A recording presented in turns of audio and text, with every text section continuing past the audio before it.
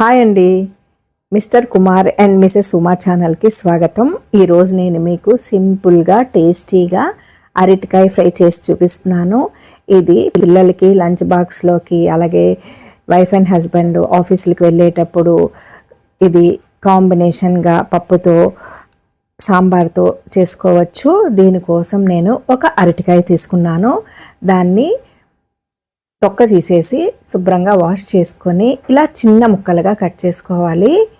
అలాగే ఒక 4-5 పచ్చిమిరపకాయలు కట్ చేసి పెట్టుకోవాలి. ఒక మీడియం సైజు ఉల్లిపాయను కూడా ఇలా కట్ చేసి పెట్టుకోవాలి.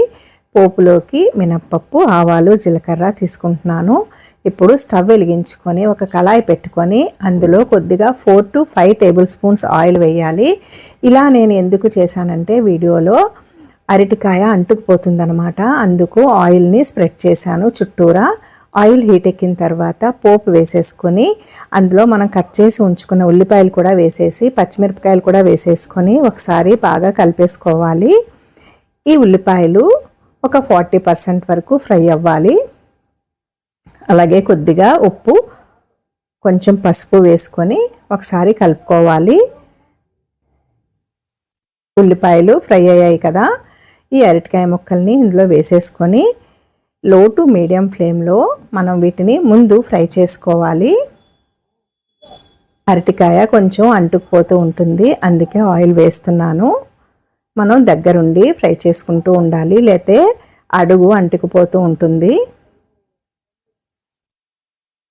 ఈ వీడియో కనుక మీకు నచ్చినట్లయితే లైక్ చేసి సబ్స్క్రైబ్ చేసుకొని తప్పకుండా సపోర్ట్ చేయండి.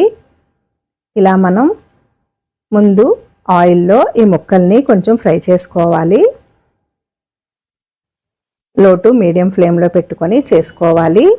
కొంచెం ఫ్రై అయిన తర్వాత ఇలా మూత పెట్టుకొని సిమ్లో పెట్టుకొని అప్పుడప్పుడు మూత తీసుకుంటూ ఫ్రై చేసుకోవాలి.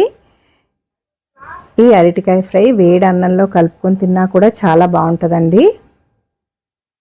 అలాగే పప్పుచారులోకి, పప్పులోకి సింపుల్గా అయిపోద్ది. ఒక 2 అరటికాయలు కనుక మనం ఇలా కోసి ఉంచుకుంటే 10 నిమిషాల్లో ఈ కర్రీ అయిపోతుంది. మనం మూత పెట్టుకున్నట్లయితే అరటికాయ ముక్కలు ఉడుకుతాయి. మనం ముందు ఫ్రై చేసుకున్నాం కదా, ఇలా ఉడికిన తర్వాత అరటికాయకి మంచి టేస్ట్ వస్తుందండి. ఇప్పుడు అరటికాయ వేగిపోయింది. ఒక 3/4 టేబుల్ స్పూను కారం వేసుకుంటున్నాను. ఇలా కారం వేసుకున్నట్లయితే ఫ్రై అయిపోయినట్టే. Simple, tasty and easy recipe అండి. Thank you for watching.